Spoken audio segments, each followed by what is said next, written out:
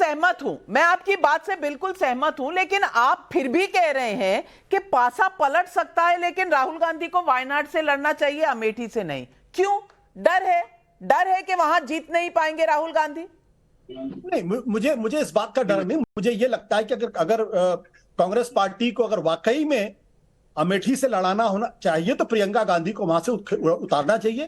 तो राहुल गांधी नहीं लड़ सकते। सुभ्रांश राय जी, कोई भी ये नहीं मान सकता कि अमेठी में राहुल गांधी के लिए सफर आसान और सरल होगा। इसका मतलब क्या सिर्फ कॉन्फिडेंस, क्या सिर्फ गठबंधन, क्या सिर्फ बड़ी बड़ी बातें करने से चुनाव जीते जा सकते हैं? नविका जी, ऐसा है कि राजनीति परसेप्शन का खेल है, पहली इंपॉर्टेंट बात। लेकिन आपकी बात का जवाब देने से पहले मैं एक शब्द मैं लिख के रखा हूं। अजय आलोक जी जय भ्रष्टाचार 2-3-4 बार जिक्र किया। ऐसा माना जाता है कि जो बात हृदय में होती है वही जुबां पे आती है, और शायद जय भ्रष्टाचार का जीता जागता उदाहरण भारतीय जनता पार्टी बन चुकी है कि इस देश में 450 करोड़ रुपए में मंगलयान लॉन्च होता है और 500 करोड़ रुपए में 2 किलोमीटर सड़क बना रहे हैं भारतीय जनता पार्टी की सरकार में लोग। मतलब जो सड़क बनाई जा रही है वो सोने और हीरो से जड़ित बनाई जा रही है। इतना बड़ा भ्रष्टाचार तो अकेले भारतीय जनता पार्टी ने कर दिया, और ये सीएजी की रिपोर्ट में है। तो ये देश देख रहा है, परसेप्शन ऐसे बदलता है। दूसरी इंपॉर्टेंट बात कि जिस आयुष्मान योजना का रोज गाजे बाजे के साथ भारतीय जनता पार्टी के प्रधानमंत्री से लेकर उनके प्रवक्ता तक रोज बाजा बजाते हैं, प्रचार करते हैं, उस आयुष्मान योजना में सीएजी रिपोर्ट ने खुलासा किया है कि एक मोबाइल के ऊपर 7.5 लाख आयुष्मान योजना इनरोल हुआ है। कितना बड़ा भ्रष्टाचार है। अगर एवरेज सिर्फ 5-6 लाख रुपए भी मान लिया जाए तो कल्पना करिए नविका जी कितना बड़ा भ्रष्टाचार हुआ है। और शायद अजय आलोक जी को पता नहीं है कि संगठन होना नहीं होना ये बहुत बड़ी बात नहीं है। इस भारत के राष्ट्र में 1980 से पहले आपका कोई वजूद नहीं था। संगठन की चीज है, परसेप्शन है, और एक बन जाता है। जिस दिल्ली में आप बैठ के राज करो उस दिल्ली में हम 67 साल तक थे, परसेप्शन है, बन जाता है। इसी दिल्ली में प्याज महंगा होने पे सरकार गिर गई थे। आज देश देख रहा है कि जिस भ्रष्टाचार की दुहाई दे देकर आप आए थे, आपने 250 करोड़ रुपए का 1 किलोमीटर सड़क बना रहे हैं आप। ये है आपके सरकार की उपलब्धि। तो देश देख रहा है, परसेप्शन ऐसे ही होता है। टमाटर 200 रुपए किलो का है, ऐसा ही होता है। 400 रुपए का सिलेंडर 1200 रुपए का बेच रहे हैं, 3 गुना रेट। आपके पास काडर नहीं है, कोई बात नहीं। परसेप्शन से आप चुनाव जीतेंगे। अजय आलोक जी जवाब दीजिए। महंगाई भ्रष्टाचार में दोबारा हमारा अमेठी का चुनाव परसेप्शन के सहारे जीता जाएगा, आप सहमत है? मैं बिल्कुल सहमत हूं। अमेठी का चुनाव बिल्कुल परसेप्शन के सहारे ही जीता जाएगा। जो राहुल गांधी अमेठी छोड़ के भाग चुके, 5 साल में एक बार भी अमेठी के दर्शन करने नहीं गए, बिल्कुल परसेप्शन के हिसाब से चला जाएगा। सुभ्रांश जी को लगता है मेरी बातें ज्यादा चुभ गई लगता है, क्योंकि सीएजी में क्या जवाब दिया गया है सरकार के द्वारा वो भी जरा देख लेते साहब, कि बहुत सारी त्रुटियां इंगित नहीं की गई हैं, बहुत सारी चीजों को बताया नहीं गया है। और आयुष्मान भारत की बात आप मुझसे ज्यादा क्यों कर रहे हैं? मैं तो डॉक्टर हूं, मेरे हॉस्पिटल में आयुष्मान है। आयुष्मान भारत से 1 रुपया नहीं निकल सकता है जब तक उसको क्लेम के लिए नहीं भेजा जाए। तो कहां भ्रष्टाचार हो गया?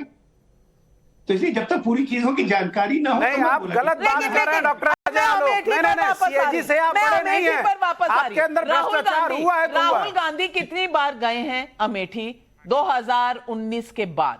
मैं पूछना चाहती हूँ, मेरी रिसर्च टीम बोल रही है कि बहुत व्यस्त रहे हैं, 2 बार गए हैं, 2021 में 1 बार और उसके बाद 1 बार, 2 बार अमेठी गए हैं। लेकिन उत्तर प्रदेश में परसेप्शन है राहुल गांधी जीतेंगे। आपकी रिसर्च टीम और भारतीय जनता पार्टी तो ये मान रही है कि अब ये अजर अमर हो गए हैं रावण की तरह, इनका राज्य अंग्रेजों की तरह चलेगा, सूर्यास्त उनमें होगा ही नहीं, ऐसा इनको घमंड है। इसीलिए बार बार ये लाल किले की प्राचीर से ही घमंड भरे शब्द बोल रहे हैं। और उनके लोग भी ना, परसेप्शन की बात नहीं कर रही, मैं फैक्ट्स बता रही हूँ, डेटा है। आप भी कर लीजिए रिसर्च। मैं फैक्ट पे 2 बार गए हैं, 2 बार गए हैं। परसेप्शन पे जीत जाएंगे। मैं आप ही की बात को बड़ा कर रहा हूं। ये जो घमंडिया शब्द भारतीय जनता पार्टी के प्रवक्ता और उनके तमाम नेता और इनके सर्वोच्च नेता नरेंद्र मोदी जी बार बार कर रहे हैं, उसी का चलता फिरता प्रारूप है। क्योंकि टीम इंडिया से बढ़, सुन तो लीजिए मान्यवर, टीम इंडिया के सामने आपका वजूद खत्म होता जा रहा है। देश देख रहा है कि पिछले 9 सालों में हिंदुस्तान में आपने जहर बोया है। देश देख रहा है कि आप आए थे 2 करोड़ नौकरी साल देने के बजाय आप आए थे राष्ट्र निर्माता बनकर और आपकी भूमिका राष्ट्र विक्रेता की हो गई। आप सुन तो लीजिए, अरे डॉक्टर साहब सुनिए। रही बात ये, यही देश है, सुन तो लीजिए, यही देश है और यही सीएजी है। 2013 का दौर था, आज वही सीएजी ने आपको रिपोर्ट किया है कि 250 करोड़ रुपए की 1 किलोमीटर आप सड़क बना रहे हैं। सरकार ने क्या जवाब दिया वो आप देश को बताइएगा, लेकिन देश देख लिया कि 250 करोड़ रुपए की 1 किलोमीटर सड़क, इससे बड़ा भ्रष्टाचार और कुछ हो सकता है? पेट्रोल महंगा, आए थे आप पेट्रोल की कीमत आधा कर रहे, गैस सिलेंडर 3 गुना महंगा। हर मुद्दे को कोर्ट लेके जाते हैं, राफेल हो, आर्टिकल 370 हो, इसको भी ले जाइए और ये कोर्ट में तय होने दीजिए। तब तक आप अमेठी की बात बताइए। सीएजी भारत की संस्था है, नरेंद्र मोदी जी सीएजी के आज हेड वही हैं जो नरेंद्र मोदी जी के पहले एलजी थे जम्मू कश्मीर के। अगर सरकार के अंदर से कोई बात बाहर निकल कर आ रही है, और एक और बात, अगर सरकार के अंदर से कोई बात निकल कर तो सरकार को इस पे जवाब देना चाहिए। मणिपुर भी भारत में था, नरेंद्र मोदी खामोश थे। अब संस्थाओं पर आपका विश्वास तो है ना? नहीं है कि नहीं? है कि नहीं? दोनों तरफ मत कीजिए, दोनों तरफ मत कीजिए, क्योंकि आपने कहा नरेंद्र मोदी की सरकार ने सारी संस्थाएं बर्बाद कर दी हैं। अब संस्थाओं पर विश्वास है कि नहीं? ऐसा नहीं कहा कि सारी संस्थाएं, ये लोकतंत्र की संस्थाएं संविधान से चलती हैं। कुछ चंद लोग होते हैं जो इसका मतलब उसको अपनी जिम्मेदारी नहीं निभाते।